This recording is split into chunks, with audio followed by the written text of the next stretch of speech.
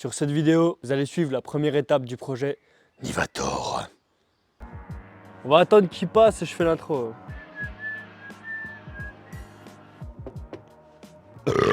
Bien le bonjour. Aujourd'hui, je vous présente le joli petit Lada Niva. Celui-là est un Lada pour pièces que j'ai réussi à acquérir. Ce Lada me servira de test et de donneur aussi pour un autre Lada qui va pas tarder à arriver normalement. Puisqu'on n'a pas encore l'autre Lada, mais qu'on a celui-là comme exemple, on peut quand même avancer sur le taf. Oh putain, il y a une guêpe là-dedans. Il y a de là. C'est le prix là. Je t'en mets une moi. Hein. Aujourd'hui, on va fabriquer le pare-buffle. C'est l'heure du goûter. Ah, il reste une orange, fait chier. À cette première vidéo, c'est ce que je voulais faire de base, un truc tubulaire comme ça là. Mais pour un Lada, bah ça va pas. Ce que je vais faire, je vais prendre un tube carré, enfin un tube rectangulaire, que je vais venir couper là et ressouder une plaque dessous comme ça. Donc là on a les deux versions. Il y a celle avec juste une barre que je viendrai mettre au-dessus comme ça, ou celle comme ça avec deux petits trucs qui se relèvent. Tu vois, genre ça, c'est ça. Voilà. Ou alors ça, je fais un tubulaire comme ça. Avant de choisir le tube et de découper et tout le bordel, ce qu'il faut prendre en compte, c'est les cotes. Et les cotes, Dieu sait que c'est chiant. Là, donc ça, tu vois, ça c'était le pare-choc d'origine. Il venait à peu près comme ça. Ils ont fait un système de poilier. Si vous savez pas ce que c'est qu'un poilier, c'est un boulon.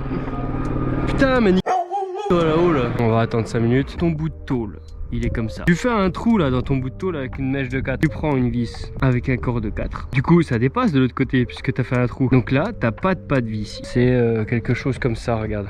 Voilà. Tu n'as pas de vis.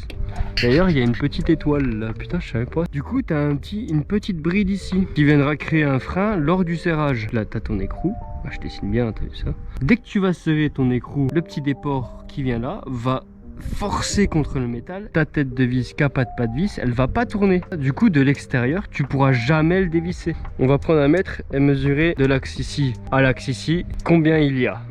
On a 79,5. Il me faut un tube assez haut et un peu large. Oh putain. Hein? Il tient debout tout seul. Oh, l'équilibre. Oui. Oh non.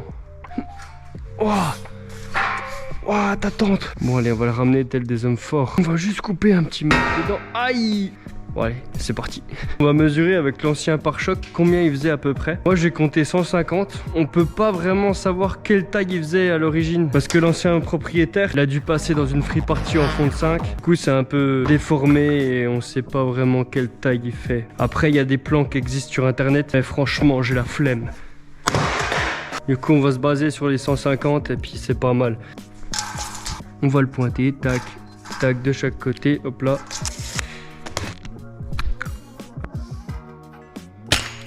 Oula. Et je te jure, je vais pas citer la marque, mais ça c'est des lunettes françaises qui coûtent pas cher et elles sont increvables. Pourtant moi je suis une grosse brute, je fais de la moto, les trucs je les balance et elles sont neuves encore, je comprends pas comment c'est possible. J'ai acheté des Oakley, en 2 jours elles étaient éclatées. Parce que voilà, ma petite particularité c'est que je sors jamais sans mes lunettes de soleil. Si vous me croisez au McDonald's, j'aurai mes lunettes de soleil. Avant de couper, je vais tracer les milieux. Donc là mon tube il fait 24. Putain, il fait 24. Ah non, il fait 12. Je suis un zub, il fait 12, donc ça fait 6. Alors si je fais 30-30 de chaque côté, bah oui, en fait, c'est comme ça que je vais faire. Là, je vais me tracer mon 30, il me faut un crayon de papier par contre. Alors là, on a Muriel, mais celle-là, je peux pas vous la montrer, elle est trop hardcore. Merde. Oui. Oh non, mes tréteaux ils passent pas avec la barre. Dommage. Heureusement que... Oh mais c'est super. Oh le jeu d'acteur. Il est crevé. Hop là.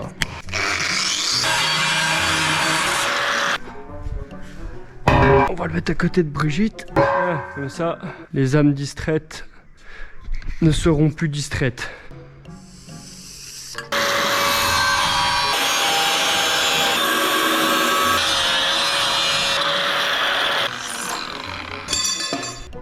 Ok. Tu sens qu'il y a encore de la rigidité. Alors il y a deux solutions, hein. Soit tu chauffes, tu mets des coups de marteau, soit tu fais plutôt de bourrin. Voilà. Voilà, t'as compris le concept. Tu fais ça de chaque côté et c'est soudé. Voilà le genre de rendu que ça fait. Comme s'il n'y avait jamais eu de soudure. Il va falloir que je m'amuse à tout décaper pareil avec ça.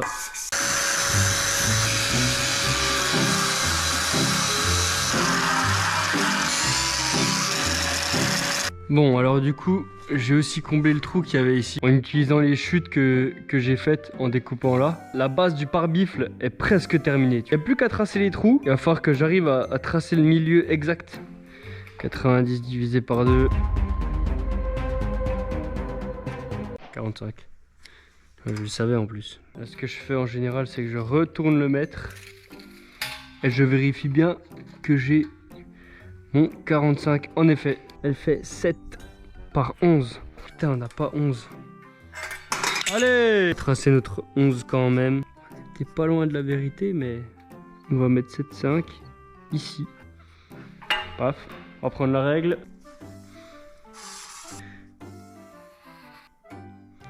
Mais si je pouvais déjà tracer les trous. On va prendre la cote des trous. Allez, c'est reparti. Là à là et de là à là. 3,5. On va tracer le 3,5. On va venir nous tracer un petit trait entre les deux.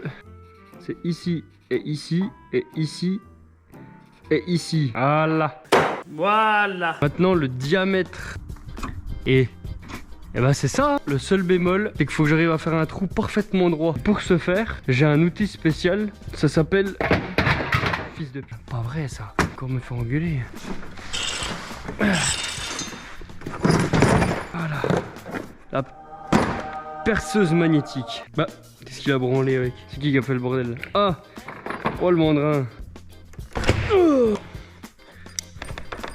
Que j'ai branlé. Oh là là. Oh la boulette que j'ai pas fait encore. Pourquoi il veut pas des... Ah voilà. Oh. Ah si ça bouge. La visseuse en fait elle est collée à la barre. Voilà.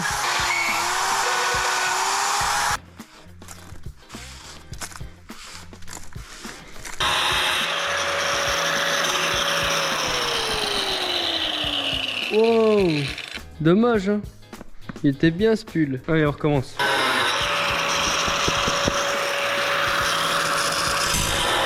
On va jouer au docteur Maboul. Ah c'est bon. On fait tomber toutes les limailles là. Ça évitera de rouiller dedans. Comme tous les premiers tests ça va pas marcher. Ça marche nickel. Aïe. Il est pas très beau. Donc en fait on va essayer de tordre cette partie là comme ça je pense. Comparé à ce que je veux faire moi, là ça c'est trop fin. Du coup ce que je vais faire c'est que je vais garder cette base là. Et là je vais rajouter 10 cm. En théorie, je dis bien en théorie, si je fais une coupe comme ça, on devrait gagner un peu comme ça. Enfin même là ça va faire même beaucoup. Bref, du coup pour augmenter l'épaisseur, j'ai pris un autre tube déjà tracé pour le recouper exactement à la même dimension que l'autre. Donc en fait moi j'ai pointé du coup les poiliers. Et là comme tu peux voir ça fait... Bah du coup ça fait une surépaisseur. Donc là je vais faire un trou et je vais faire ça de large. C'est à peu près ce qu'il y a. J'ai pris le plus grand et je l'ai reporté partout. Je suis allé chercher le cuir à marguerite parce que je n'avais marre que mes habits prennent feu. Pas de petites économies. J'ai créé des rondelles. Bon, il n'y a plus qu'à souder. J'ai soudé les deux parties, j'ai tout découpé ça. Maintenant il n'y a plus qu'à les replier. Ah oui mais j'avais oublié. Quand c'est chaud ça brûle. C'est avec ça. Ok. Ah oui. Attends oui si je fais ça. En fait si je mets les deux machins comme ça. J'appuie au milieu. Là ça fait rien du tout. Oh. Oh putain faut pas manger des graines hein. Pour faire ça je te le dis. Regarde comme ça colle là. Ah c'est un des meilleurs travail. J'aime pas l'orthographe, j'aime pas la... Je suis dyslexique, ça me fait chier. Oh mec.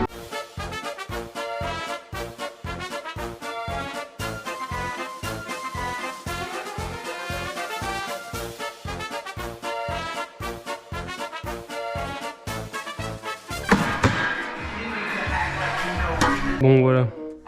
Faut toujours passer le balai les amis. J'ai surfacé totalement la deuxième partie. J'ai aussi fait des gros trous bien dégueulasses. Parce qu'en fait ça passait pas du coup avec les vis. J'ai dû faire ça, c'est immonde hein, je sais.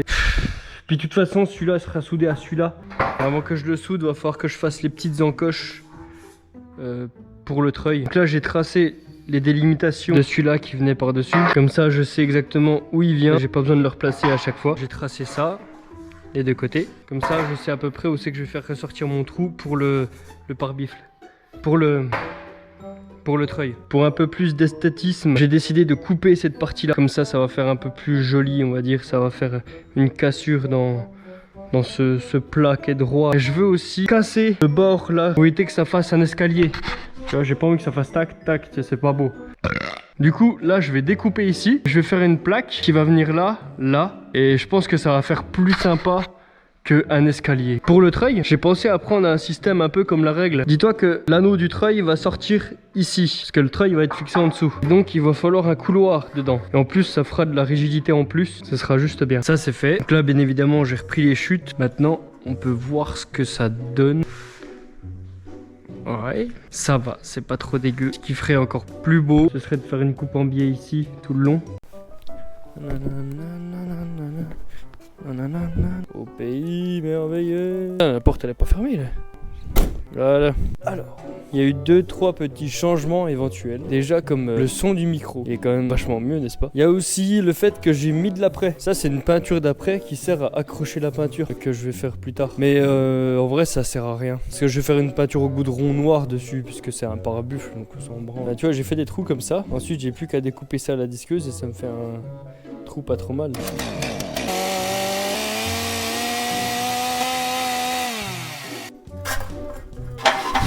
C'est-à-dire qu'on a pas trop mal bossé. C'est mon premier pare-buffle les gars, soyez indulgents. C'est serré sa race.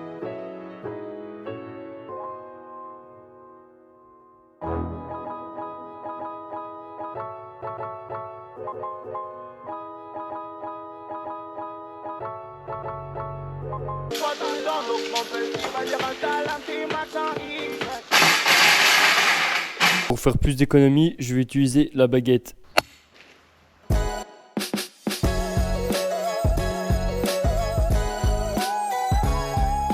Je suis allé me servir un café parce que je pensais que le poste avait surchauffé. Et dès que je me suis rendu compte du véritable problème, ça c'est la tête du désespoir. Je me suis aperçu que j'avais pas déroulé l'enrouleur en entier. Et ça quand tu fais de la soudure c'est extrêmement grave. Ce qui se passe dans ce genre de situation, c'est ce qu'on appelle l'effet de bobine. En général le câble enroulé quand il chauffe, il fond. Mais là il était juste chaud du coup.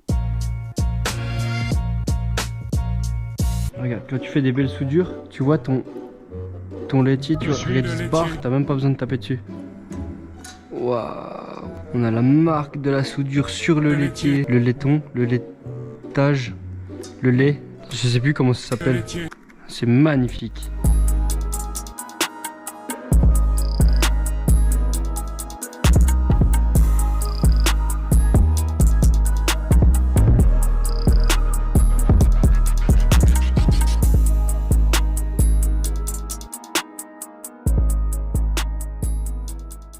On va enlever les grabons.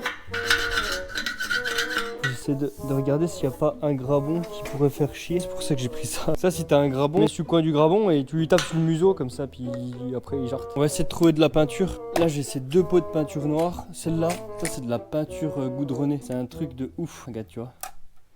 Wow. Le pot, il date de 1939, mec. On va voir s'il y a encore de la peinture qui subsiste à l'intérieur. J'ai pas un pinceau qui traîne. Ah mec. On va ouvrir ça à l'aide du Saint-Esprit. Je te rappelle au début de la vidéo, c'était tout rangé, tout propre. Preuve que je travaille un peu mal quand même. Ah, c'est de la colle. Oh, c'est du béton. Même le capuchon te dit que c'est de la peinture de ouf. Oh là là.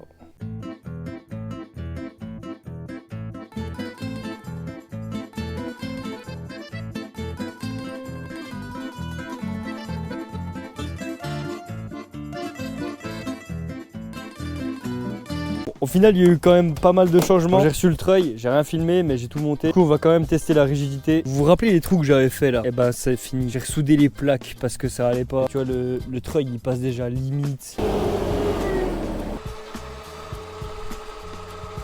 Il est pas pressé.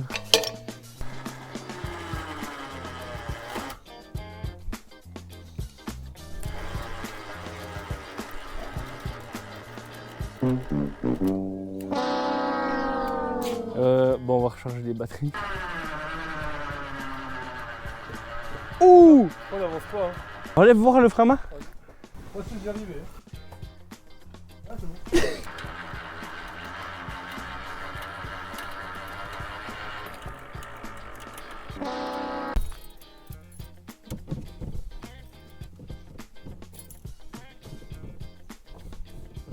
Toujours vérifier 3 fois. Ok. Ouais, non, 17 et 13, moi là, je suis. Quoi 13 ans, et 13 ans, t'es un enfant, quoi. Là, je sais pas, t'as une fille de 13 ans, si elle te ramène un mec de 17, 10 fois la 13 ans. Quoi Ah, j'ai écouté la radio. Ah, attends 2 secondes, j'éteins. Il y a des lampes. Oui. Oui. J'avais jamais vu les lampes là. Non. C'était sur Skyrock. Elle va pas me le dérégler. Hein. Oh oh.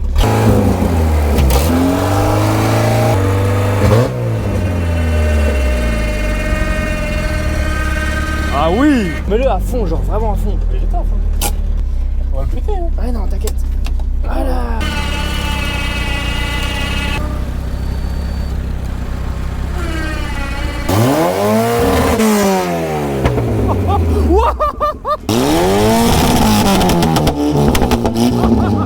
Ah, ça fait des grosses flammes.